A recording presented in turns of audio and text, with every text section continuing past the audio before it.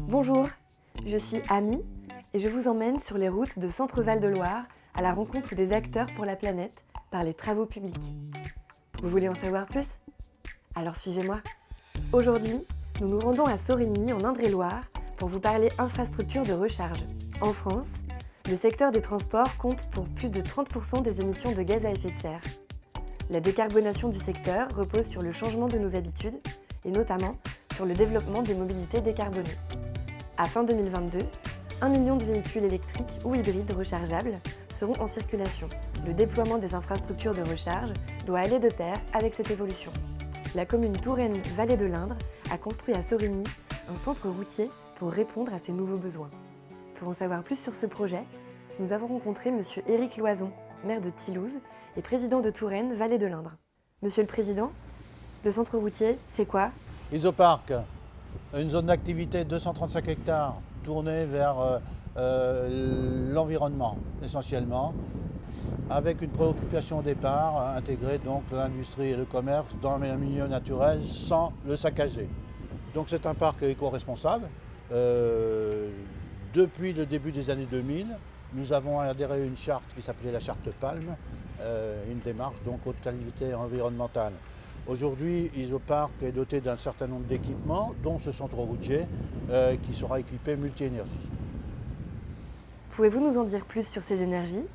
Ça sera donc un centre multi-énergie équipé, il est déjà équipé de gaz naturel liquide et surpressé.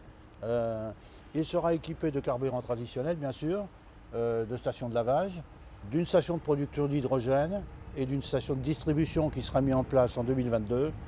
Et bien sûr de bornes électriques à recharge rapide qui équiperont le nouveau restaurant, qui sera un restaurant routier, oui, mais bien plus largement que routier, nécessaire aux besoins du parc d'activité, qui compte actuellement entre 1500 et 1600 salariés, et qui devrait à terme recevoir, je pense, 3000 salariés.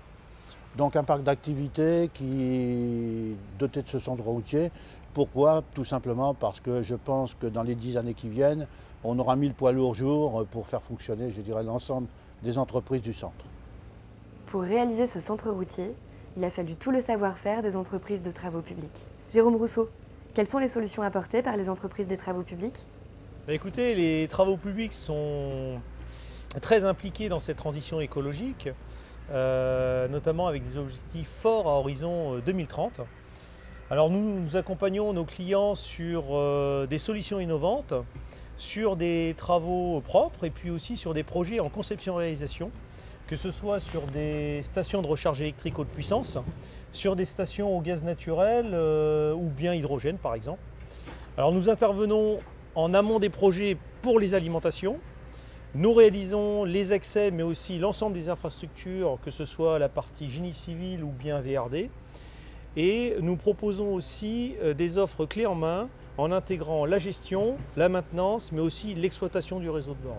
Le centre routier a retenu tout l'intérêt de la Fédération des travaux publics d'Indre-et-Loire, qui a décidé de lui décerner une victoire de l'investissement local.